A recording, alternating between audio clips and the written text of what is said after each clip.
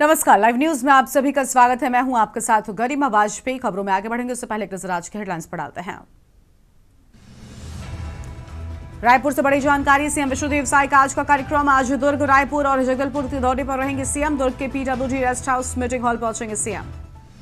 हजारीबाग में होगा ऐतिहासिक सांसद सामूहिक विवाह उत्सव 2026। रामगढ़ रचेगा नया सामाजिक कीर्तिमान।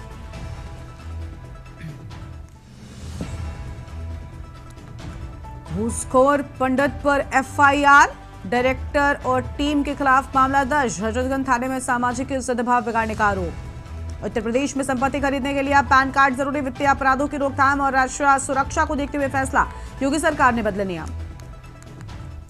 सिक्किम के ग्यालशिंग में भूकंप के झटके। राष्ट्रीय भूकंप विज्ञान केंद्र ने जारी की जानकारी। भूकंप की तीव्रता रिक्टर स्केल पर 4.5 मापी गई। हिमाचल प्रदेश के 14 जिलों में तापमान 5 डिग्री से नीचे। यूपी और एमपी में घना कोहरा। 3 दिन बाद पहाड़ों पर बर्फबारी के आसार। आप देख रहे हैं के न्यूज, खबरों का सारथी। रुक करते हैं खबरों की ओर। रायपुर से खबर। सीएम विष्णुदेव साय का आज का कार्यक्रम। आज दुर्ग, रायपुर और जगदलपुर के दौरे पर रहेंगे सीएम। सुबह 11 बजे दुर्ग के PWD rest house meeting hall पहुंचेंगे। दोपहर 2 बजे रायपुर के लिए रवाना हो जाएंगे। यह अहम जानकारी आपको हम बता रहे हैं।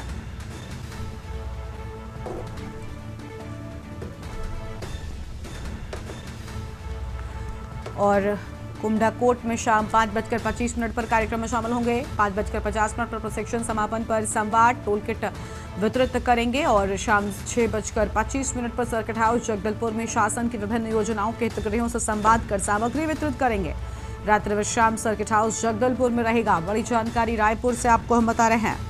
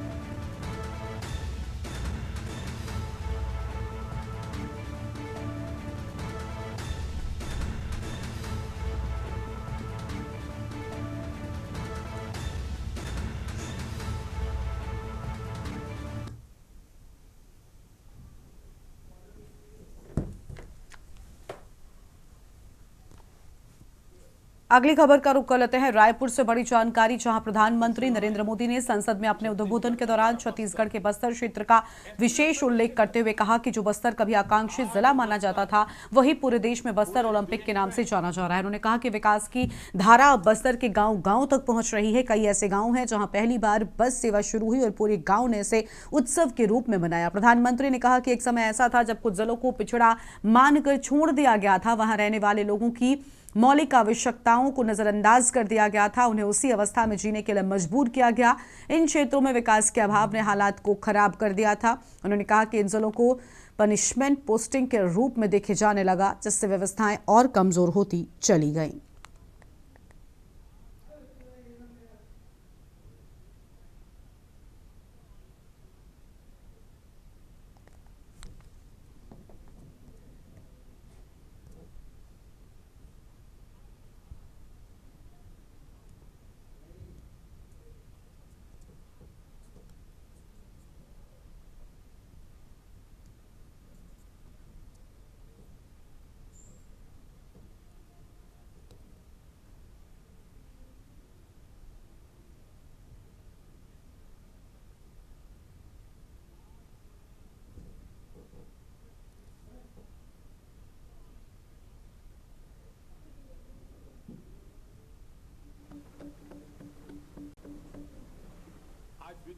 ये सौभाग्य है बस्तर का, छत्तीसगढ़ का जो बस्तर क्षेत्र है, जिसको धरती का स्वर्ग भी कह सकते हैं। बहुत प्राकृतिक रूप से वो सुंदर है। वहाँ पर अनेकों जलप्रपात हैं, कुटुमसर का गुफा है, वहाँ लंबा चौड़ा अबूझमाड़ का जंगल है। वहाँ का जो ढूढ़मारास गांव है, वो विश्व पर्यटन संस्थान के द्वारा जो 20 बेस्ट विलेज का वर्ल्ड में चयन किया गया, उसमें ढूढ़मारास का चयन किया गया है। तो ये सौभाग्य है। रायपुर से खबर, जहां अमित शाह कल से 3 दिवसीय छत्तीसगढ़ के प्रवास पर रहेंगे। कल शाम 4:40 पर रायपुर एयरपोर्ट पहुंचेंगे और निजी होटल जाएंगे। 8 फरवरी को सुबह 11 बजे से शाम 5 बजे तक हाई लेवल बैठक करेंगे और शिफ्टिंग द लेंस थीम पर आयोजित राष्ट्रीय कॉन्क्लेव में शामिल होंगे। 9 फरवरी को बस्तर पंडूम के समापन कार्यक्रम में शामिल होने के लिए पहुंचेंगे। सुबह 11 बजे विशेष विमान से दंतेश्वरी एयरपोर्ट पहुंचेंगे। दोपहर 12:05 से शाम 4 बजे तक कार्यक्रम में रहेंगे। शाम 4:20 से जगदलपुर से दिल्ली के लिए रवाना हो जाएंगे। ये बड़ी जानकारी आपको हम बता रहे हैं।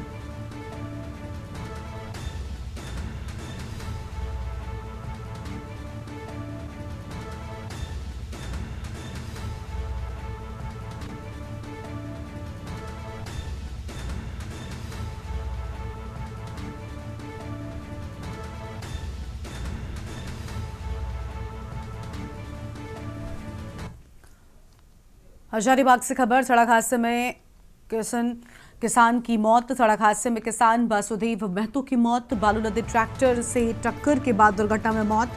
पकरार गांव के रहने वाले मृतक। बालू लदे ट्रैक्टर से टक्कर के बाद दुर्घटना में किसान की मौत की बात सामने आई है। बड़ी खबर आपको हम बता रहे हैं।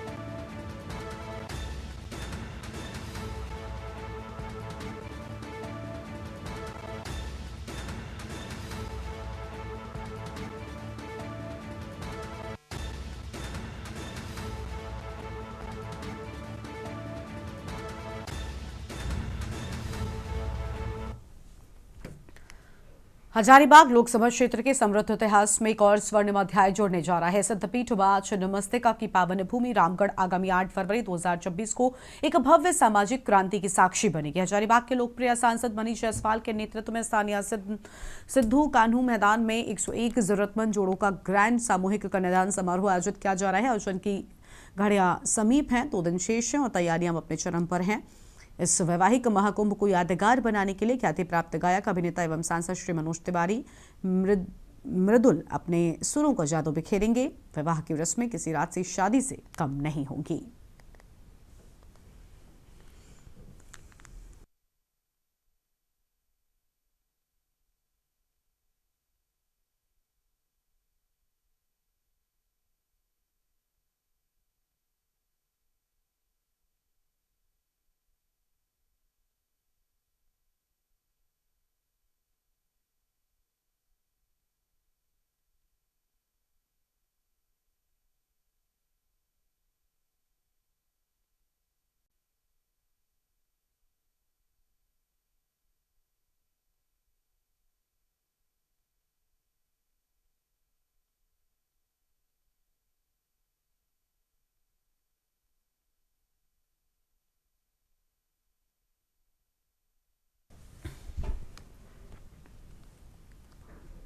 छत्तीसगढ़ में आप लोगों ने लव जिहाद तो सुना ही होगा, लेकिन जमीन जिहाद, सरगुजा जिले में जमीन जिहाद का खेल खेला जा रहा है। पंडो जनजाति समुदाय के लोगों की भूमि पर विशेष समुदाय के लोगों के द्वारा कब्जा कर लिया गया है। पंडो समुदाय के ग्रामीण अपनी जमीन दिलाने के लिए सरगुजा कलेक्ट्रेट से गुहार लगा रहे हैं। मामला सरगुजा जिले के लगनपुर विकासखंड के ग्राम पंचायत माजा राजा कटेल का है, जहां पर बड़ी संख्या में विशेष संरक्षित परिवार पंडो सहित अन्य आदिवासी परिवार निवास करते हैं, लेकिन उनकी जमीन पर विशेष समुदाय की बुरी नजर पड़ चुकी है।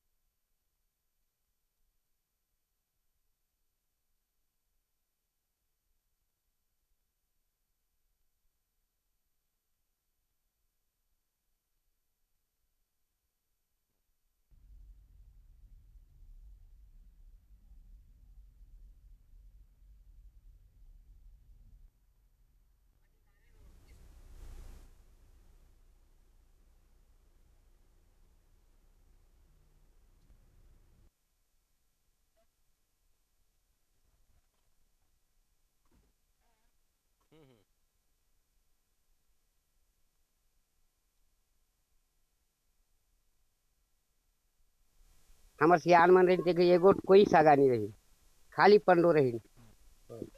अब अभी आए के वही बाहरी वाला खान जी हैं, ओमन आए के हमार जमीन ला जबरदस्त कब्जा करत थे। किधर कब्जा करीन है? हमार पूरा रोड के दियो अगल बगल में रही पंडो मन के दुगो साइड में, दुगो साइड ला तुरंत घर बना लेते ओमन। फर्स्ट में तो जमील हरियाइन बताते हैं सियान मन, उसके बाद हुसैन मन आइन, सब पंडो मन के जमीन में है, मतलब कब्जा कब्जा करीन है। और वहाँ दिखवाती तो पूरा पंडो मन के नाम से ही निकले पट्टा बीवन, और बाहरी से मन पट्टा बना ले। मतलब हमार जमीन है 5 एकड़ है, काकरो 7 एकड़ है, काकरो 4 एकड़ है टाइप के मतलब बनाई है। और हमारा जमीन में मियाँ लगन पटा में घर बना के है। कैसे कब्जा करीन है मन? इसने कब्जा करीन है। कोनो मामा फूफू इसने एक दिन देवा घर बनाए लेके ही। आगे बढ़ते हैं खबरों की ओर। जिस पेरोल एकत्रीकरण अभियान को लेकर जिला प्रशासन और सरकार अपनी पीठ थपथपा रही थी, उसे अभियान की असली हकीकत अब सड़कों पर उतर आई है। पेरोल एकत्रीकरण का काम करने वाली महिलाएं आज अपने ही मेहनताने के लिए दर दर भटकने को मजबूर हो रही हैं और भुगतान न होने से नाराज नई रैना क्षेत्र की महिलाओं ने गुरुवार को पौड़ी पहुंचकर डीएफओ गढ़वाल कार्यालय का घेराव किया। हैरानी की बात तो यह है कि पहले तो अधिकारियों ने महिलाओं से मिलने से इनकार कर दिया, लेकिन जब दबाव बढ़ा और विरोध तेज हुआ, तब करीब 6 घंटों के बाद डीएफओ गढ़वाल महिलाओं से मिलने को मजबूर हुए हैं।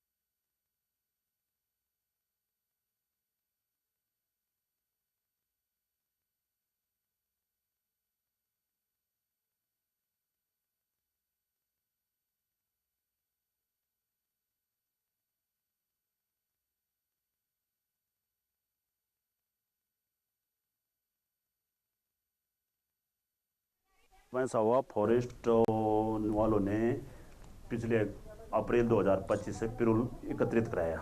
फॉरेस्ट ने बोला 10 रुपये आप एकत्रित करिए, 10 रुपये किलो आपको दिया जाएगा। फॉरेस्ट वाले वहाँ पे आए, बंडलिंग हुई। हमको हर महीने आश्वासन दिया जा रहा है।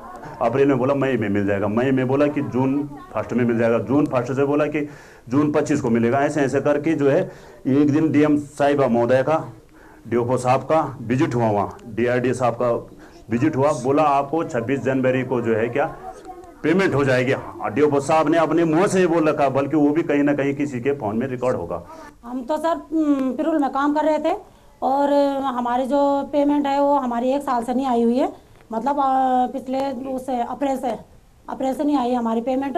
डेपो के अकाउंट में आ चुकी है हमारी पेमेंट, जो उन्होंने हमें देने से इनकार कर रहे हैं कि मतलब सीवाई जांच होगी, पता नहीं क्या क्या। उस जांच का हम क्या करेंगे पहले ये बताइए। हम उतनी दूर से आ रखे हैं, सुबह 4 बजे से लगे हैं हम रास्ते में, 11 बजे पहुंचे हम यहाँ। 6-7 घंटे लगते हैं हमें नैनाडे ब्लॉक से यहाँ आने में, पौड़ी आने में। तो अब आप ही बताइए कि हम क्या करें। मतलब हमने जो ये पिरूल का स्वरोजगार हमें दिया गया, हमने अप्रैल से ये रोजगार शुरू किया। हमने जंगलों से पिरूल इकट्ठा किया, जंगलों को आग से बचाया। हमें कहा कि पिरूल इकट्ठा करो, हमें लैंटना घास काटने के लिए बोला कि आपको माला जंगली जानवर से सुरक्षा मिलेगी।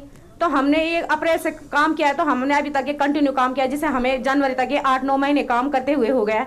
फिर हमारे यहाँ 15 हमारा पेमेंट जो है आ नहीं रहा था। तो हमने सर को, अपने रिप परियोजना सर ब्लॉक से जो हमारे सर हैं साहिल सर जी, उनसे कहा कि हमारा पेमेंट क्यों नहीं कर रहे हो आप। एक ब्रेक के लिए यहाँ पर रुकते हैं, फौरन लौटेंगे।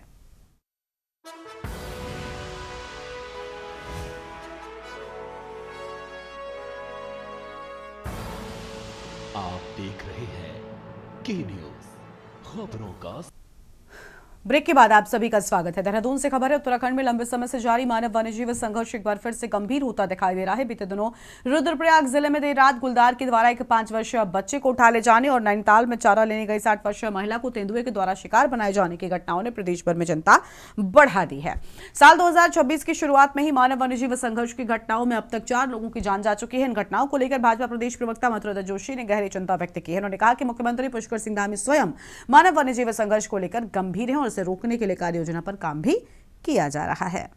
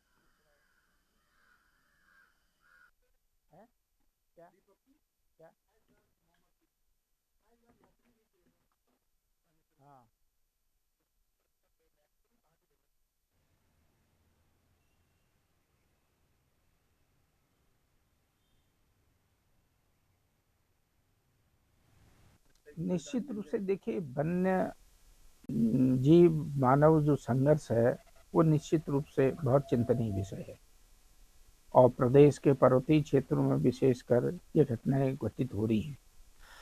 इसी महीने में 2-3 घटनाएं हुई हैं। स्वयं माननीय मुख्यमंत्री जी ने उसमें संज्ञान लिया। मुख्यमंत्री जी स्वयं गंभीर हैं। कल भी उस संबंध में चर्चा हुई है, बैठक हुई है और अब एक नए सिरे से फिर एक कार्य योजना तैयार की जा रही है ताकि मानव वन्यजीव संघर्ष को रोका जा सके, उसको कम किया जा सके और उसको हम किस तरीके से रोक सकते हैं, इसमें चर्चा अभी सरकार के लेवल पर चर्चा गतिमान है।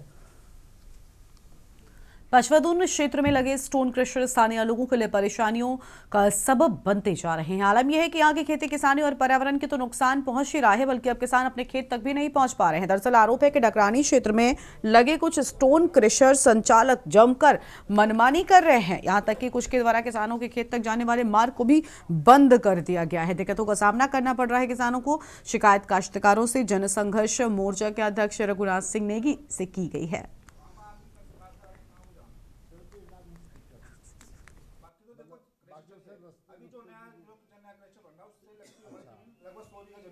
खराब होगी बिना रास्ते के। अच्छा कोई और हमें धमका रहे कि अगर तुम्हें यहाँ ज्यादा कुछ करेगी पीएम हो जाओगे या कोर्ट में जाओ तुम स्वतंत्र हो गए जाओ। और हमें धमकी दे रहे कि कल को ये मार देना समझ आए ये दबा डगराने वालों। देखो हम वहाँ चकबंदी तो होने रखी, हमारे गांव में चकबंदी ना होने कारण एक दूसरे का आपसी सहमति चलता रहते थे। हमारे दादा परदादा सब खेतों में ऐसे करते रहे। अब उन्होंने व्यवस्था ऐसी कर दी कि पूरा ही बंद कर दिया। हम आदमी खासकर आदमी कहाँ को जाएंगे? सिर्फ एक आदमी से दिक्कत है, बाकी तो देखो अभी जो नया लोग नया क्रेशर बन रहा है उससे लगती है लगभग 100 बीघा जमीन जो है बिल्कुल खराब होगी बिना रास्ते के। कोई और हमें धमका रहे कि अगर तुम्हें यहाँ ज्यादा कुछ करेगी पीएम हो जाओगे या कोर्ट में जाओ तुम स्वतंत्र हो गए जाओ। और हमें धमकी दे रहे कि कल को ये मार देना समझ आए ये दबा डगराने वालों। देखो हम वहाँ चकबंदी तो होने रखी, हमारे गांव में चकबंदी ना होने कारण एक दूसरे का आपसी सहमति चलता रहते थे। हमारे दादा परदादा सब खेतों में ऐसे करते रहे। अब उन्होंने व्यवस्था ऐसी कर दी कि पूरा ही बंद कर दिया। हम आदमी खासकर आदमी कहाँ को जाएंगे? सिर्फ एक आदमी से दिक्कत है, बाकी तो देखो अभी जो नया लोग नया क्रेशर बन रहा है उससे लगती है लगभग 100 बीघा जमीन जो है बिल्कुल खराब होगी बिना रास्ते के। कोई और हमें धमका रहे कि अगर तुम्हें यहाँ ज्यादा कुछ करेगी पीएम हो जाओगे या कोर्ट में जाओ तुम स्वतंत्र हो गए जाओ। और हमें धमकी दे रहे कि कल को ये मार देना समझ आए ये दबा डगराने वालों। देखो हम वहाँ चकबंदी तो होने रखी, हमारे गांव में। लेकिन जो आज नया विवाद आया है, डगरानी गांव के लोगों ने मुझे बताया कि ऐसा ऐसा मामला हो रहा है। जो हमारे काश्तकार हैं लगभग 100 बीघा के करीब जो जमीन है, छोटे छोटे काश्तकार हैं, उनकी ज़मीन कहीं ना कहीं प्रभावित हो रही है। उनकी ज़मीनों में जाने के लिए रास्ते नहीं मिल रहे। इस बात को लेकर के आज हमने चर्चा करी है और ये तमाम जो नक्शा नजरी है, तमाम खसरा खतौनी जो भी हैं, उनका हम पूरा डीपली अध्ययन करके किस ज़मीन में से कितनी ज़मीन उन्होंने लीज पे दी है, कितना उसका रकबा शेष है, इन तमाम चीज़ों को देख करके हम बहुत जल्दी अभी जो यहाँ पर स्टोन क्रेशर के मालिक हैं जो भी होंगे, श्री क्या बता रहे हैं आप, जो भी है वो स्टोन क्रेशर है, उनके मालिकों से हम बात करेंगे। खबर है देहरादून से, जहां पर उत्तराखंड में अल्पसंख्यक समुदाय की शिक्षा को लेकर मुख्यमंत्री धामी के एक अहम निर्णय को उत्तराखंड वक्फ बोर्ड के अध्यक्ष शादाब शम्स ने खुलकर समर्थन दिया है। प्रदेश में अल्पसंख्यक शिक्षा प्राधिकरण के गठन को मुस्लिम समाज के बच्चों के भविष्य के लिए एक मील का पत्थर बताया गया। शादाब शम्स ने कहा कि इस फैसले से अब बच्चों को दीनी तालीम के साथ साथ आधुनिक और दुनियावी शिक्षा भी मिल सकेगी। उन्होंने स्पष्ट किया कि मदरसा बोर्ड को समाप्त कर बनाए गए इस नए प्राधिकरण के तहत अब सभी शिक्षण संस्थानों को उत्तराखंड माध्यमिक शिक्षा परिषद से पंजीकरण कराना अनिवार्य होगा।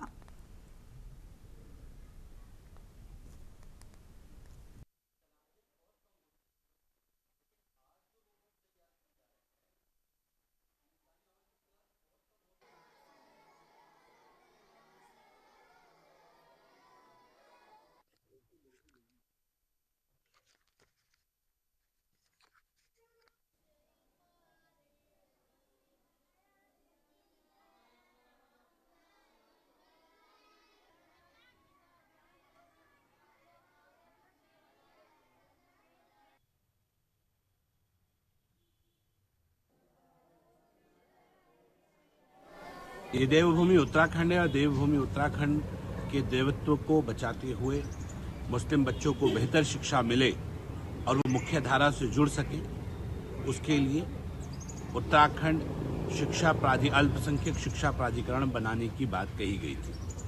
आज वो शिक्षा प्राधिकरण बना दिया गया है। दिल की गहराइयों से युवा मुख्यमंत्री को और धामी सरकार को बधाई देता हूँ कि उन्होंने जो कदम उठाया है ये मुस्लिम बच्चों के भविष्य के लिए बेहतर होगा। मुस्लिम बच्चे अब दीन के साथ साथ दुनियावी तालीम भी हासिल कर सकेंगे। अब वो जो शिक्षा का अधिकार देश के हर बच्चे को मिलना चाहिए, उससे वो वंचित नहीं रहेंगे।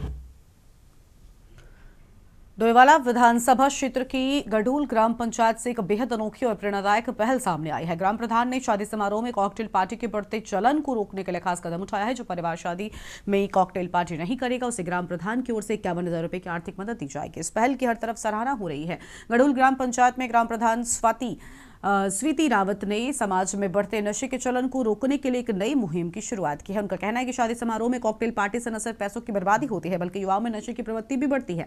15 फरवरी को भी एक शादी समारोह में कॉकटेल पार्टी न करने वाले परिवार को ग्राम प्रधान की ओर से 51,000 रुपए की आर्थिक सहायता दी गई। इस पहल को प्रशासन और ग्रामीणों दोनों के द्वारा समर्थन मिल रहा है।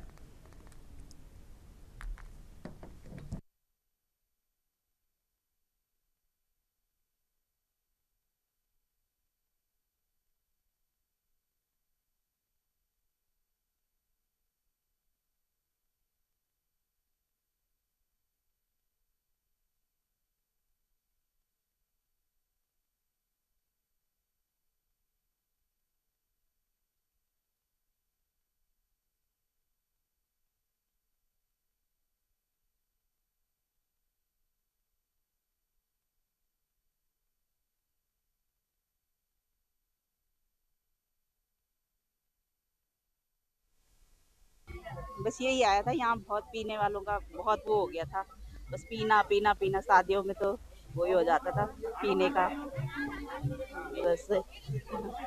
और तो पी तो हाँ, बच्चे भी इससे यही सीख रहे हैं कि पीने का वो बहुत ज़्यादा ये पीने का वो हो रहा है।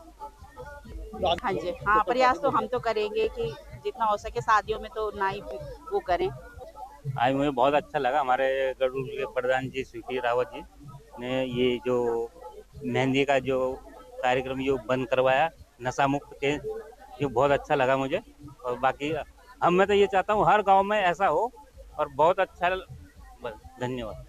प्लानिंग ये थी कि अभी हाल ही में चुनाव हुए थे, पंचायत चुनाव, तो उससे पहले जब ये चीज़ हुआ था तो दिमाग में आता था कि मतलब लोग जो है लोग काफ़ी हमसे भी पैसे उधार लेते थे, मतलब घर के लिए नहीं, केवल दारू पीने के लिए, ठीक है, झूठ बोल के। तो हम ये चाहते, मतलब घर में खाना नहीं है और जो है आप ठेके में जाके दारू पी रहे हैं, ठीक है। तो उसी के ध्यान में रखते जो है हमने ये सोचा कि क्यों ना हम एक ऐसी पहल करें कि जिससे लोगों को प्रोत्साहन मिले। और दूसरा ये है कि एक कॉकटेल का ये बहुत चलन हो गया है, बहुत चलन हो गया। तो हम चाहते थे कि अच्छा, इसमें क्या है, गरीब आदमी बेचा जा रहा था। पीलीभीत से खबर है, जहां पर 2.5 साल की मासूम के साथ रेप करने के बाद रेपिस्ट ने फांसी लगाई। घायल अवस्था में बच्चे अस्पताल में मिली। थाना धुरी रिया कला क्षेत्र का ये पूरा मामला सामने आया है। बड़ी जानकारी आपको हम बता रहे हैं, जहां पर थाना दुरिया कला क्षेत्र का ये पूरा मामला है, जहां एक बच्ची के साथ रेप की वारदात को अंजाम दिया गया। पीलीभीत से खबर आपको हम बता रहे हैं, 2.5 साल की मासूम के साथ रेप करने के बाद रेपिस्ट ने फांसी लगाई।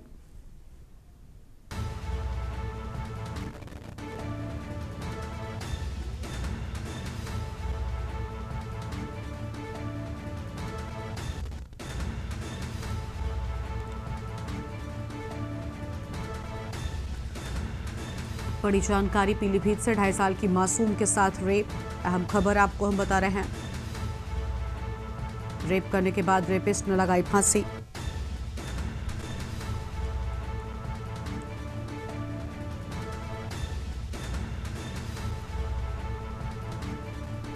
थाना दुरिया कला क्षेत्र का पूरा मामला सामने आया है। बड़ी खबर आपको हम बता रहे हैं, पीलीभीत से खबर, 2.5 साल की मासूम के साथ रेप करने के बाद रेपिस्ट ने फांसी लगाई। घायल अवस्था में बच्चे अस्पताल में भर्ती। थाना दियोरिया कला का पूरा मामला।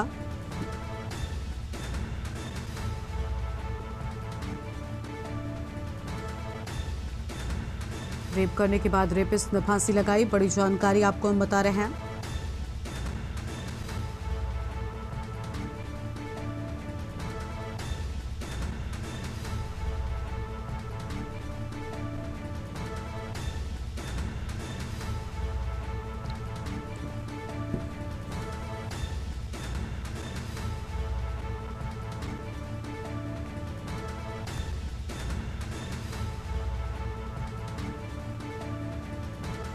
घायल अवस्था में बच्चे अस्पताल में भर्ती। अहम खबर आपको हम बता दें, थाना देवरिया कला क्षेत्र का पूरा मामला हम आपको बता रहे हैं। शुभम मिश्रा हमारे साथ में पीलीभीत से जुड़ चुके। शुभम, पूरी जानकारी क्या है? 2.5 साल की मासूम के साथ रेप किया गया, लेकिन जानकारी है कि रेपिस्ट ने फांसी भी लगाई। बता दें, नृत्य के चाचा ने ही अपनी 22 साल की मासूम बच्ची के साथ दुष्कर्म की घटना को अंजाम दिया। उसके बाद जैसे ही सूचना गांव में फैली, उसके बाद चाचा ने घर में फांसी के फंदे पर झूल गया और अपने आप को फांसी लगा दी। बताया जा रहा है कि आज लोगों के बीच होने वाली बदनामी के डर से ये फांसी लगाई गई है। वहीं मौके पर पहुंची पुलिस ने आपको कब्जे में लेकर पोस्टमार्टम के लिए भेज दिया है। वहीं पूरे मामले की तफ्तीश की जा रही है। बच्ची को जिला अस्पताल में भर्ती कराया गया है, जहां उसका उपचार चल रहा है, जहां उसकी हालत अभी भी गंभीर बनी हुई है। बहुत शुक्रिया शुभम आपका हमारे साथ जुड़ने के लिए और अहम जानकारी के लिए। बड़ी खबर आपको हम पीलीभीत से बता रहे हैं, रेप करने के बाद रेपिस्ट ने फांसी लगाई।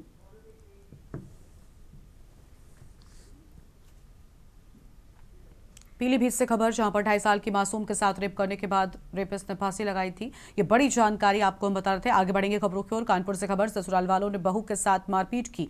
लड़का न होने पर बहू के साथ मारपीट किए जाने की बात सामने आई है और बेटा न होने की वजह से पति पत्नी के बीच होता था विवाद। बड़ी खबर आपको हम बता रहे हैं, बेटा न होने की वजह से पति पत्नी के बीच विवाद होता था और पति ने कई बार कराया गर्भपात। पत्नी की ओर से बड़ी बातें सामने आई हैं। अब ससुराल वालों ने बेटियों पर भी लगाए गलत आरोप। पीड़ित महिला ने एससीपी कल्याणपुर को दिया प्रार्थना पत्र। पुलिस ने ससुराल पक्ष के खिलाफ मुकदमा दर्ज किया। कल्याणपुर थाना क्षेत्र का पूरा मामला सामने आया है।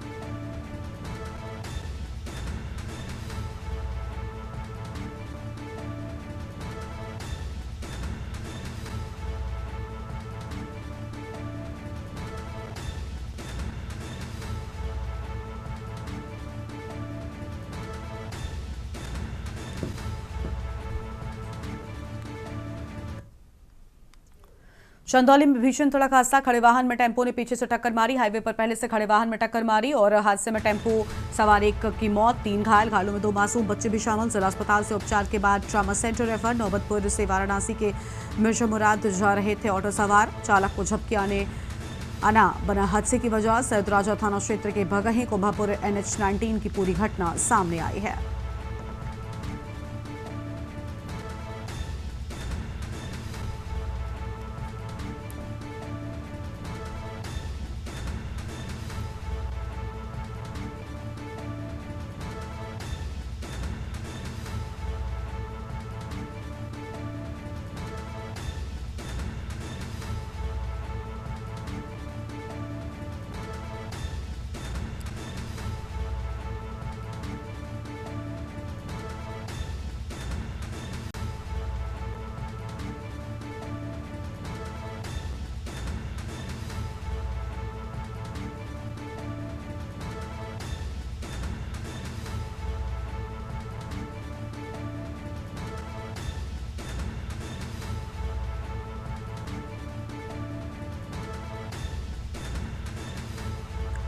बड़ी जानकारी आपको हम बता रहे हैं।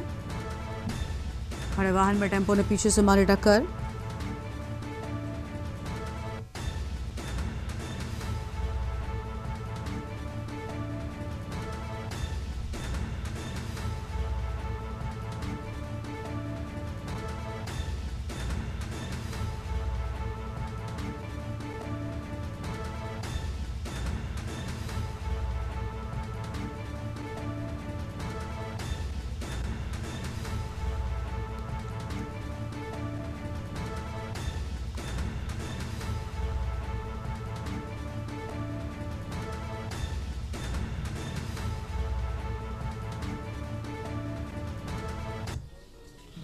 करीब 6:45 बजे हमारे पास 3 लोग घायलावस्था में आए थे। उनके पति भी साथ थे, एम्बुलेंस के साथ आए थे, जिनको हमने प्राइमरी इलाज करा के BHO वाराणसी के लिए रेफर कर दिया।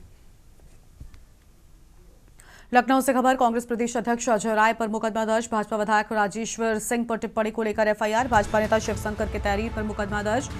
भाजपा नेता के तहरीर पर सरोजनगर थाने में FIR दर्ज। अहम जानकारी आपको हम बता रहे हैं।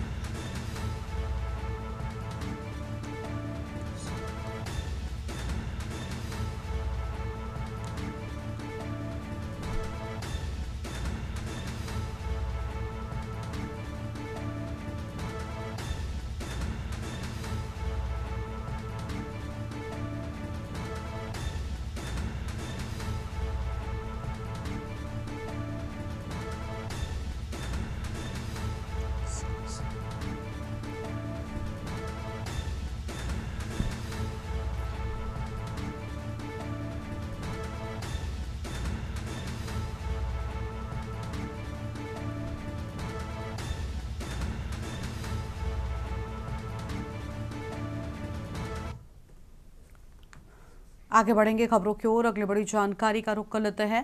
बड़ी खबर बुलंदशहर से। अवैध कॉलोनियों पर चला बीटीए का बुलडोजर। 4 अवैध कॉलोनियों के निर्माणों नींव चला बुलडोजर और 17 बीघा भूमि में काटी जा रही 4 अवैध कॉलोनियां। बिना नक्शा पास कराए काटी जा रही थी कॉलोनियां। बड़ी जानकारी आपको हम बता रहे हैं।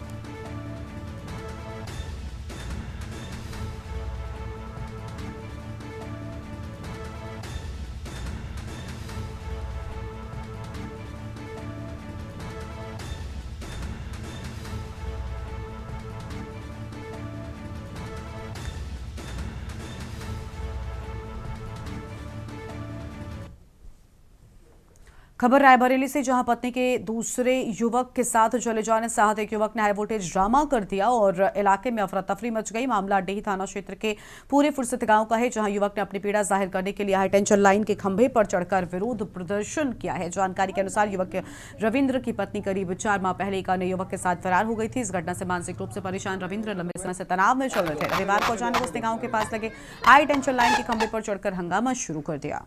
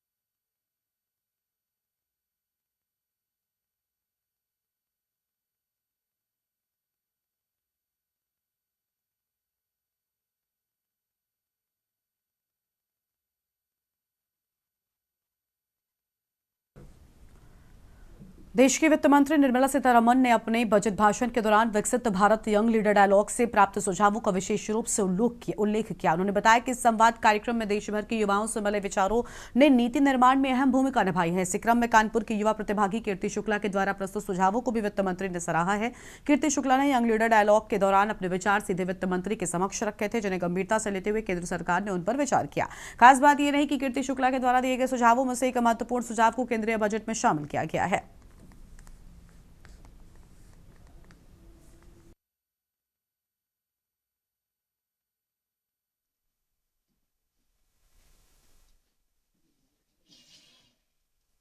उत्तर प्रदेश में कानपुर की युवती कीर्ति शुक्ला ने कैबिनेट मंत्रियों से मुलाकात करी, विकसित भारत को लेकर अपने विचार प्रस्तुत करे और इतना ही नहीं, खुद बजट में सीतारमण ने उनके विचारों को जोड़ा है। हम खुद कीर्ति से बातचीत कर लेते हैं और जान लेते हैं कीर्ति कौन सी ऐसी प्रतियोगिता थी जिसमें आपने अपने विचार रखे हैं और क्या कुछ बजट में आपके विचारों को शामिल किया गया है। इस प्रतियोगिता का नाम था विकसित भारत यंग लीडर्स डायलॉग, जो 15 लाख बच्चों के बीच हुई थी, जिसमें से 3000 युवाओं को मौका मिला अपने विचारों को प्रधानमंत्री जी के सामने, कैबिनेट मिनिस्टर जी के सामने साझा करने का। और मेरा ट्रैक था आत्मनिर्भर Bharat, make in India, make for the world, जिसमें हमारा एक सुझाव था कि भारत को आयुर्वेद के क्षेत्र में ग्लोबल एक्सपोर्टर बनाना, जो कि हम देख सकते हैं इस युवा शक्ति ड्रिवन बजट में।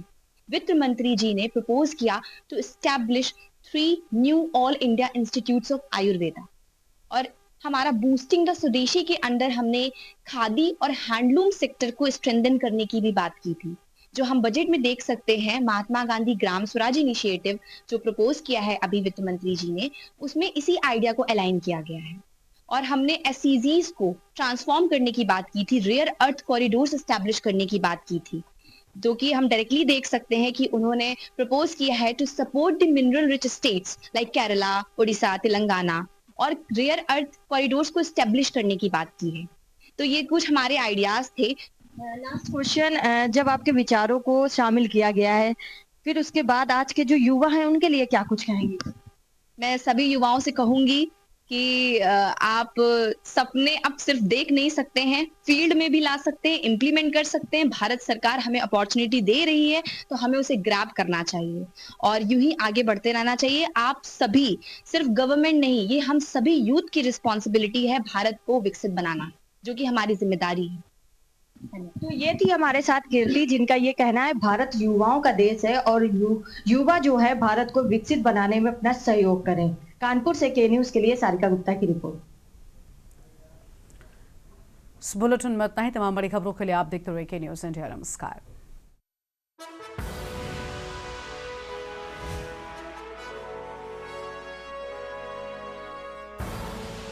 आप देख रहे हैं के न्यूज, खबरों का